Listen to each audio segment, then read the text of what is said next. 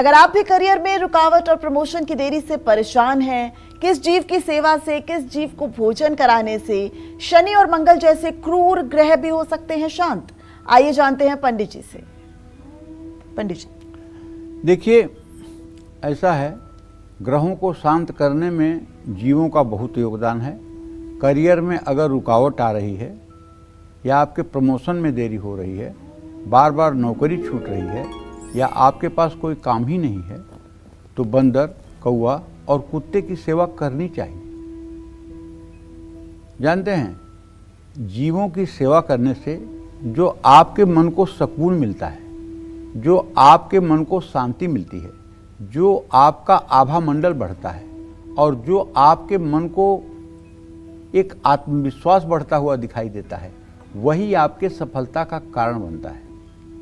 आप एक दिन मेरे कहने से देखिए कि आप भोजन कर रहे हों और भोजन करना आपने शुरू नहीं किया है, और आपके भोजन करने के पहले अगर कोई भूखा व्यक्ति आपके सामने आ गया है, आप अपना पूरा खाना उठाकर उसे दे दीजिए और खुद भूखे हो जाइए और उसको संतुष्ट करके भोजन करा दीजिए।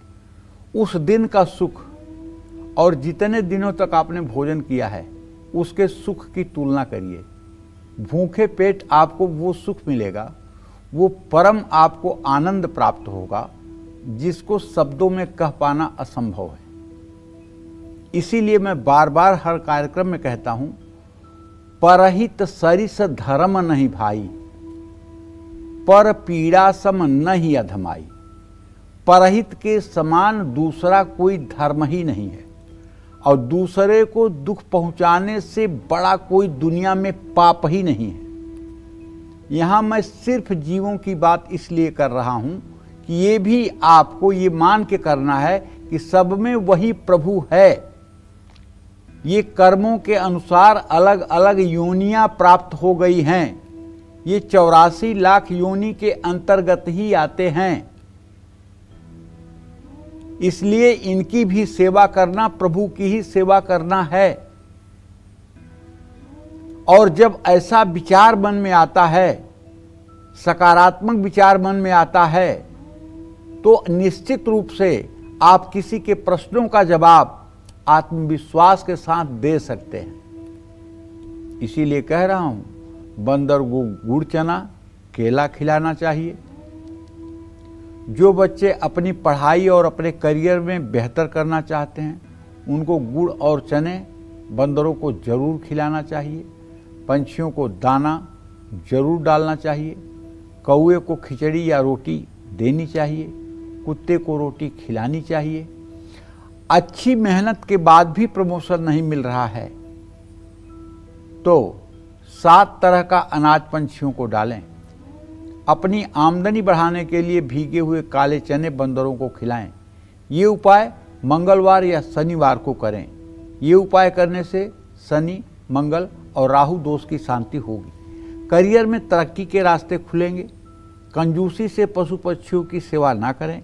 किसी जानवर को चोट ना पहुंचाएं और जिस चीज़ को आप ग्रहण नहीं कर सकते हैं वो चीज़ आप पशु पक्षियों के लिए यूज ना करें।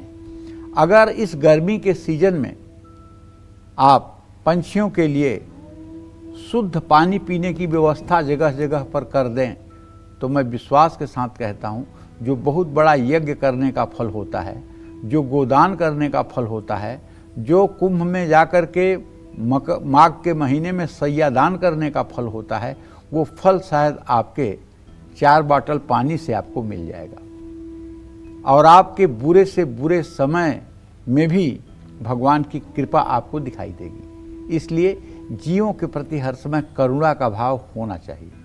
जीवों के प्रति हर समय करुणा का भाव होना चाहिए। देखिए प्रभु श्री राम को, उन्होंने सड़ी मांस खाने वाले जटायु गीध को अपने गोद में ले लिया और उसे अपना रूप देकर के सूरधाम को उन्होंने भेजा है। अगर भगवान गीध से प्यार कर सकते हैं, उसे अपने गोद में ले सकते हैं, अरे हम लोग तो मिट्टी के पुतले हैं। जब तक वो हमें चला रहे हैं तब तक हम चल रहे हैं। हमारा अहंकार बना हुआ है और जिस दिन वो धीरे से एक बटन दाब देंगे तो आप वहीं जैसे के तैसे हो जाएंगे। देखो ना, समाचार में दिखाई देता है कि अमुक व्यक्ति गाते गाते गिरा, स्टेज पर मर गया, अमुक व्यक्ति काम करते करते हार्ट अटैक हो गया, मर गया। तो क्या है ये सब? इसका मतलब कि आप किसी रिमोट से संचालित हैं, उस रिमोट की बटन गलती से भी दब गई ना तो बस बात खत्म। तो इसलिए जितना समय, जितनी श्वास आपको मिली है वो परोपकार में, दूसरों की सेवा में और दूसरों की भलाई में अगर आप लगा दें तो आपका पूर्व जन्म का प्रारब्ध जो है उसे भले आपको भोगना पड़े, लेकिन आगे का प्रारब्ध आपका ठीक हो जाएगा, इसमें कोई दो राय नहीं है। जय मां विंध्यवासिनी।